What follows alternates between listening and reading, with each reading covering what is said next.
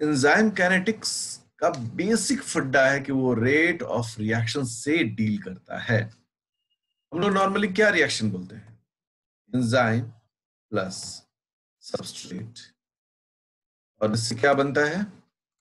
इससे बनता है ES complex, enzyme substrate complex, और फिर फाइनली क्या बनता है? Enzyme plus product. तो ये जो रिएक्शन है, इस रिएक्शन की सबसे खास बात क्या है कि ये रिएक्शन कई फॉर्मेट में देखा जाता है, ठीक है ना? कई फॉर्मेट में इस रिएक्शन को देखा जाता है, और यही चीज जो है ना इसको सिग्निफाई करता है। इसलिए जो केमिस्ट्री वाले लोग होते हैं उनके लिए भी ये बड़ा इंपॉर्टेंट एक टॉपिक होता है। यहाँ पर हम लोग बोल रहे हैं कि इसका रेट ऑफ रिएक्शन है K1, और अगर ये वापस दिशा में जाता है तो K-1, यहाँ -1 जो है वो डायरेक्शन को शो करता है, और ये जो है वो K2 है। यहाँ पर E का मतलब हो गया एंजाइम, S का मतलब हो गया सबस्ट्रेट, ठीक है, और P का मतलब हो गया प्रोडक्ट, और K1 का मतलब हो गया rate of association of E and S to make ES complex. एक क्या है ना, K1 क्या करता है? एंजाइम और सबस्ट्रेट को एसोसिएट करके, जोड़ करके ES कॉम्प्लेक्स बनाता है। K-1 जो है यह है rate of dissociation of ES complex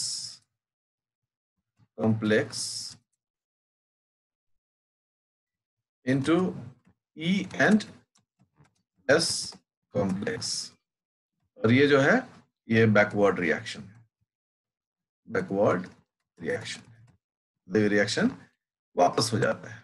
जैसे हम लोग कह रहे हैं ऊपर वाले को, ये फॉरवर्ड रिएक्शन है। इस तरीके से ये K1 K2 हो गया। और K2 जो है, K2 के बारे में हम लोग बोलते हैं ये rate of dissociation of ES complex into enzyme and product, ठीक है, ये भी फॉरवर्ड रिएक्शन है, ठीक है। और इसे हम लोग और दूसरे वर्ड में क्या कहते हैं? K2 को इसे हम लोग दूसरे में कहते हैं रेट ऑफ प्रोडक्शन। तीसरे वर्ड में इसको, तीसरे टाइम में क्या कहते हैं हम लोग इसको? Turn over number. सब इसी का अलग अलग मीनिंग है। रेट ऑफ प्रोडक्शन इसलिए कहते हैं कि फाइनली प्रोडक्ट इसमें हमको मिलता है, और टर्न ओवर हम लोग ये कहते हैं कि चूंकि कितना प्रोडक्ट बन रहा है, कोई चीज हम दे रहे हैं सबस्ट्रेट, तो एंजाइम के साथ मिलकर कितना प्रोडक्ट बन रहा है, ये उसका एक कॉन्सेप्ट है। तो रेट ऑफ एसोसिएशन एक है, जबकि रेट ऑफ डिसोसिएशन दो है। रेट ऑफ डिसोसिएशन बैकवर्ड है, पीछे की ओर है, ये वाला जो है नीचे K1 इसको इंडिकेट कर रहा है, और रेट ऑफ डिसोसिएशन ये भी है K2, लेकिन इन दोनों का डायरेक्शन जो है वो अलग है। अभी अगर हम कहें तो ES कॉम्प्लेक्स बनना और बन के वापस बैकवर्ड डायरेक्शन में खुल जाना एक रिवर्सिबल रिएक्शन है, जबकि प्रोडक्ट वाला जो रिएक्शन है वो इरिवर्सिबल है। एक्चुअली इसमें भी रिवर्सिबल होता है, तो हम लोग उसको अलग जगह पर उसको भी पढ़ेंगे, ठीक है ना। कभी हम ये नहीं कह सकते हैं कि एंजाइम सबस्ट्रेट कॉम्प्लेक्स से प्रोडक्ट निकला वो इरिवर्सिबल नहीं हो सकता, वो भी हो सकता है। आपको जो सबसे अंडरलाइन करने वाली बातें हैं वो ये है, रेट ऑफ, ये जो चीज है ये एकदम समझ में आनी चाहिए, इसलिए इसको कभी रट्टा नहीं मारना है बाबू, इसको हमेशा अपने समझ बूझ से बोलना है एकदम। हमारी इस बात को तो लिखना ही नहीं है, खुद से लिखना है कि K1 क्या वो करता है, तो E और प्लस S को जोड़ता है, एसोसिएट करता है और ES बनाता है। K-1 क्या करता है, जुड़े हुए ES को वापस खोल देता है, E और S को डिसोसिएट करता है। ES कॉम्प्लेक्स का K2 जो है वो डिसोसिएट करता है प्रोडक्ट। यह जो एक बेसिक अंडरस्टैंडिंग जो है वह इस काम में पार्टिसिपेट करता है। अब एंजाइम काइनेटिक्स में हमारे लिए जो K1 K-1 एंड K2 ये बड़ा ही इंपॉर्टेंट हमारे लिए पार्ट है, इंपॉर्टेंट टू अंडरस्टैंड, ठीक है। क्योंकि ये यदि हमारे समझ में नहीं आएगा तो बहुत दिक्कत है। जब भी हम लोग कोई रिवर्सिबल रिएक्शन को देखते हैं तो कैसे उसको लिखा जाता है? ऐसे लिखते चलो सब लोग, ऐसे। इसका मतलब क्या है कि जो जितना समय फॉरवर्ड रिएक्शन लगाएगा उतना ही समय बैकवर्ड रिएक्शन लगाएगा। अब एक और देखो रिवर्सिबल रिएक्शन, इसका मतलब है कि रिएक्शन फॉरवर्ड होने में ज्यादा वक्त लग रहा है और वापस आने में कम वक्त लग रहा है। देखो इसका मतलब है कि बनने में बहुत जल्दी बन जा रहा है, टूटने में काफी वक्त लग रहा है। ये सभी तीर का निशान है जिसका उपयोग यहाँ पर किया जाता है। आप जितने भी अच्छे बुक्स देखेंगे उसमें इसी तरह के तीर से इसको इंडिकेट किया जाता है, छोटा बड़ा, बड़ा छोटा या इक्वल। इसका सेंस भी हमारे लिए क्लियर होना चाहिए। अब सब लोग को एक पैरामीटर पर देखना होता है कि हमारा जो रिलेशनशिप है, एंजाइम सबस्ट्रेट का जो रिलेशनशिप है, एंजाइम एंड सबस्ट्रेट रिलेशन, इसके जो पैरामीटर्स होते हैं वह क्या है? पैरामीटर्स, तो पहला पैरामीटर है how much time does it take to give the product. सबसे पहला जो हमारा जो पैरामीटर होता है इस रिलेशन में, दोनों के जुड़ने के बाद प्रोडक्ट बनने में कितना वक्त लगता है। और सेकेंड जो है वो है, मतलब एक्चुअली उसी में दोनों क्वेश्चन है, हाउ मच टाइम, ठीक है, how much product is obtained.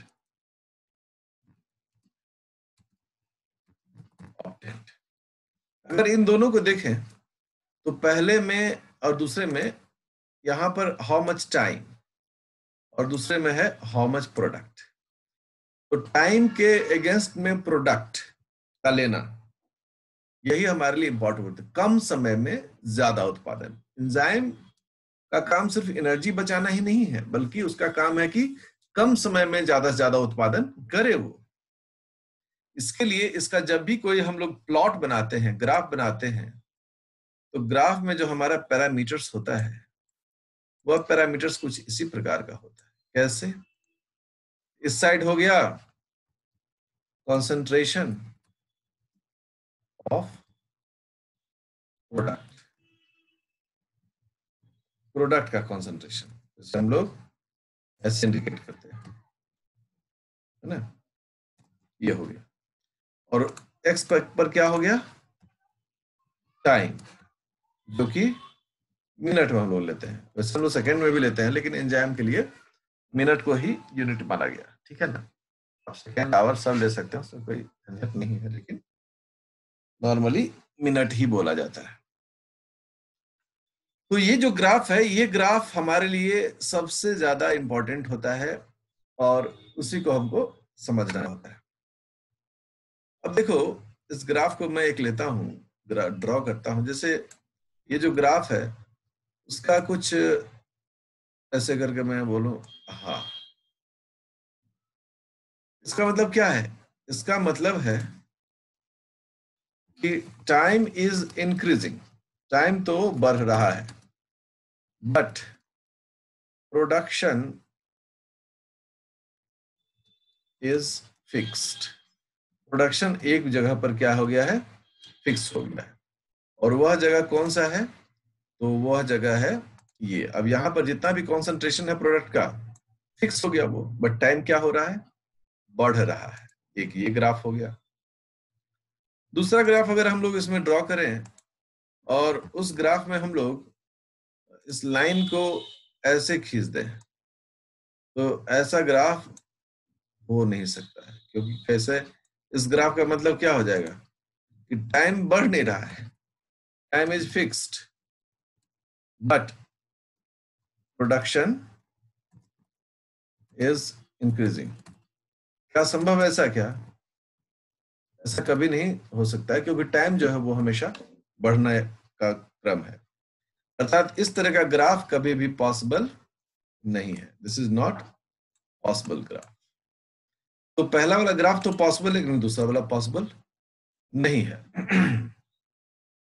अगर ग्राफ इस तरह का प्लॉटेड हो, इसको हम लोग बोलते हैं constant rate of production per unit, एक प्रकार से ही बढ़ रहा है। अगर हर मिनट में 5 यूनिट बढ़ रहा है, तो पहले मिनट में 5 यूनिट, दूसरे मिनट में 10, तीसरे मिनट में 15, चौथे मिनट में 20, मतलब 5-5 यूनिट पर इसमें बढ़ रहा है। अगर सपोज करिए कि ये जो ग्राफ है वह ग्राफ कुछ इस प्रकार से हो, ऊपर से नीचे हो, इसका मतलब हम लोग कहते हैं ये डिक्रीजिंग ऑर्डर ऑफ प्रोडक्शन है। डिक्रीजिंग ऑर्डर ऑफ प्रोडक्शन क्यों? क्योंकि जब जीरो टाइम था, मतलब इस वक्त पर प्रोडक्शन क्या था? मैक्सिमम। और जब टाइम कुछ एक लिमिट अंतराल में पहुंचा तो समय क्या हो गया? मतलब समय जो है वो बढ़ गया और प्रोडक्शन जो है वो घट गया। ठीक है, यह एक ग्राफ है, इस ग्राफ को भी ध्यान में रखने की आवश्यकता होती है। ठीक है, अब तो ये सभी जो ग्राफ हैं, इस ग्राफ के अलावा कर्व ग्राफ भी होता है। कर्व ग्राफ का मतलब क्या हो गया कि एक तो हो गया ये सबसे अच्छा, इसको हम लोग क्या बोलते हैं? Sigmoid curve. ये क्या बताता है? स्टार्ट स्लो, स्लो स्टार्ट हुआ and middle plot is exponential, exponential growth, मतलब एकदम तगड़ा ग्रोथ हुआ है। एंड जो लास्ट है, एंड है, इज कांस्टेंट, ऐसे इसको बोलते हैं। ये जो ग्राफ है वो शुरू वाले हिस्से में ये तो स्लो है, काफी स्लो बढ़ रहा है, लेकिन उसके बाद वाले हिस्से में ये बहुत तेजी से बढ़ा, और जो अंतिम हिस्सा है वहां पर फिर ये कांस्टेंट, मतलब स्लो डाउन हो चुका है। यह सिग्मोइड कर्व का ग्राफ है। इसके अलावा कई प्रकार के ग्राफ आपको इसमें देखने का मौका मिलता है, और हर एक ग्राफ को समझना बूझना, ठीक है, इस तरह का ग्राफ मिल जाएगा कि पहले स्लो था, फिर बढ़ा, और फिर घट गया। ठीक है, तो इस प्रकार के जितने भी ग्राफ मिलते हैं, कुछ ग्राफ आपको इस प्रकार से दिखेंगे। मैं ग्राफ इसलिए बताता हूं क्योंकि इसमें तो आपको जो क्वेश्चंस मैक्सिमम आता है वो ग्राफ से ही आता है। ठीक है, ऐसे ग्राफ आएगा कि एक जगह पर था, उसका एक्टिवेशन एनर्जी उससे बढ़ाया गया और फिर एकदम वो नीचे लेवल पर आ गया। कोई भी ग्राफ है उसका अपना एक मीनिंग, उसकी अपनी एक संवेदना है। इसके अलावा जो ग्राफ का है वो है पैराबोलिक, पैराबोलिक ग्राफ। और ये ग्राफ बहुत ज्यादा ही, आपको सबसे ज्यादा यही ग्राफ मिलने वाला है। ठीक है, कि इसमें क्या है कि पहले धीरे धीरे बढ़ रहा है, धीरे धीरे बढ़ रहा है, और एक पॉइंट पर आकर वो स्लोप, मतलब घटना शुरू हो सकता है या कांस्टेंट हो सकता है। तो ये जो ग्राफ का एक फंडामेंटल कॉन्सेप्ट है वो मैंने अभी आपको बताया है।